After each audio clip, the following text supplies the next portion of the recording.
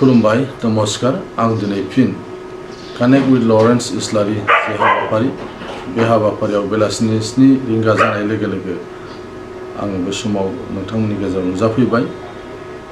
मैया जि connect with Lawrence इस्लारि हाबाफारिखौ फोसावजेननाय जादोंमोन, बे हाबाफारिखौ रायजो राजाफ्रा मोजां मोननानै अनसायनानै लादों, बजबनानै लादों। बिनि थाखाय आं गासैबो नायग्रा रायजो राजाफोरखौ आं बे समाव साबायखर बावदों।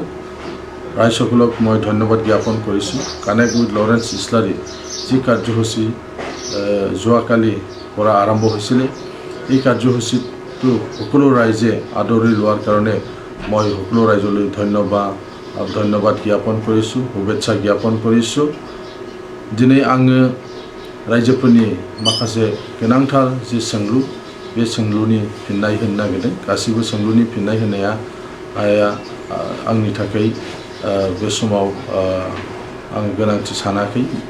जेया बे हाबाफारिजों रिलेटेड बेखौल' आं फिननायखौ होनो थाखाय सानदों। किसुमान प्रश्नर उत्तर दिবলৈ মই আজি हाजु হৈছোঁ।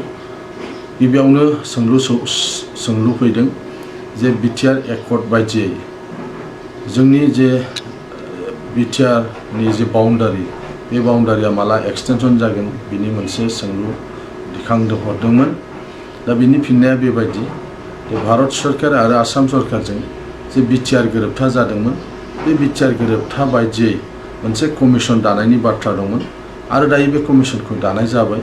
बे कमिसना रायजो राजाफोरनिफ्राय दायो आर'जलाइ नाजावगासिनो दङ। आर'जलाइ नाजावनाय हाबाफारिया जागासिनो दङ।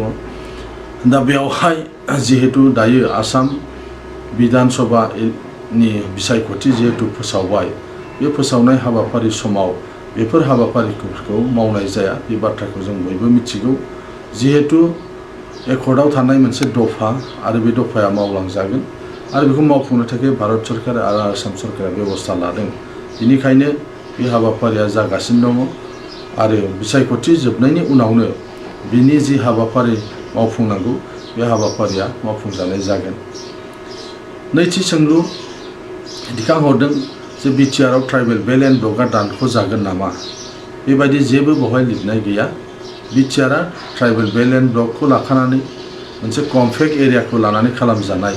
बेनिखायनो बिटिआर एकर्डनि गेजेरजों tribal belt and block, tribal गामि एबा बर' गामि दानजानायनि खुनु जेबो बेवहाय सोंलु फैया।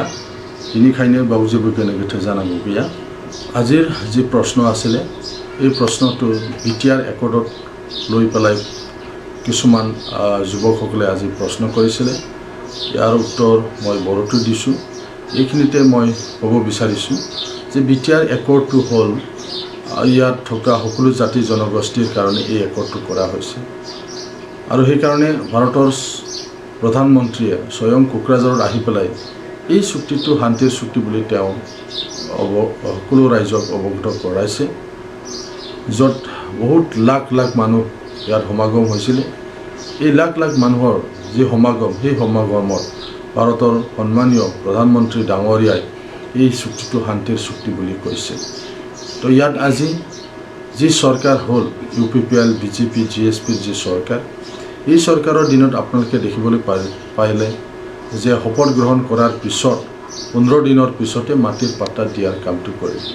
কিছুমান সময়ত এনেকুৱা বহুত অপপ্ৰচাৰ চলিছিল যে UPPL যদি চৰকাৰত আহে তেতিয়াহ'লে ইয়াত অনাবৰকবিলাকৰ অধিকাৰ খৰ্ব কৰা হ'ব। বিভিন্ন ধৰণৰ এনেকুৱা কথাবিলাক কোৱা হৈছিলে বিৰোধী দলবিলাকে। কিন্তু UPPL দলৰ চৰকাৰ অহাৰ লগে লগে খুব কম সময়ৰ ভিতৰতে 5,000 মান মানুহক মাটিৰ পাট্টা দিয়াৰ কামটো কৰা হৈছে। গতিকে ইয়াত সকলো জাতি জনগোষ্ঠীৰ অধিকাৰ আছে। সংবিধানে দিয়া যি অধিকাৰ, আমাৰ যি মৌলিক অধিকাৰ, SC বিলাকে যি পাব লাগে, OBC বিলাকে যি পাব লাগে, মাইনৰিটিয়ে যি পাব লাগে, MOBC বিলাকে যি পাব লাগে, বিভিন্ন জাতি জনগোষ্ঠীৰ মানুহবিলাকে ইয়াত নিজৰ যি অধিকাৰ, সেই অধিকাৰবিলাক পাব। ইয়াত কোনো সন্দেহ কৰিব লগা নাই। সেয়েহে বিটিআৰ অঞ্চলত থকা সকলো জাতি জনগোষ্ঠীয়ে আমি একেলগে থাকিব লাগিব, সহবাসস্থানটো আমি বিশ্বাস কৰোঁ আৰু ইয়াত সকলো জাতি জনগোষ্ঠীয়ে নিজৰ যি অধিকাৰ সেই অধিকাৰটো পাব আৰু এনেকুৱাইহে বিটিআৰ যি চুক্তি সেই চুক্তিটো কৰা হৈছে অকল বড়োসকলৰ কাৰণে নহয় বিটিআৰত থকা সকলো জাতি জনগোষ্ঠীৰ কাৰণে এই একৰ্ডৰ দফাবিলাক যদি আপোনালোকে পঢ়ি চায় তাতে ইয়াত স্পষ্ট হ'ব ইয়াত অকল বড়োসকলক নহয় অকল ট্ৰাইবেলসকলৰ নহয় সকলো জাতি জনগোষ্ঠীৰ অধিকাৰক ইয়াত ৰখা হৈছে ইয়াৰ কাৰণে কোনো ভয় আৰু শংকা কৰিব লগা একো নাই बेखिनियावनो गासिबो रायजो राजाफोरनिसिम साबायखर आं बावहरबाय दिनैनि कानेक्ट विथ लरेन्स इस्लारि जि हाबाफारि बे हाबाफारिखौ आं बेयावनो दोनथ'बाय आरो बेबायदि सोंलु जुदि फैयोबा फिन नोंथांमोनजों गाबोननि लाइभआव ओंखारनानै नोंथांमोननि सोंलुनि फिननायखौ होनो थाखाय आं नाजागोन সকলোকে ধন্যবাদ জ্ঞাপন কৰিছোঁ আজিৰ কানেক্ট উইথ লৰেন্স ইছলাৰী যি কাৰ্যসূচী মই এই কাৰ্যসূচীটো ইয়াতে সমাপ্ত কৰিছোঁ যদি ৰাইজৰ প্ৰশ্ন আহে তেতিয়াহ'লে অহাকালি সন্ধিয়া 7 বজাত পুনৰ লাইভত আহি আপোনালোকৰ প্ৰশ্নৰ উত্তৰ দিবলৈ মই যত্ন কৰিম সকলোকে ধন্যবাদ জ্ঞাপন কৰিছোঁ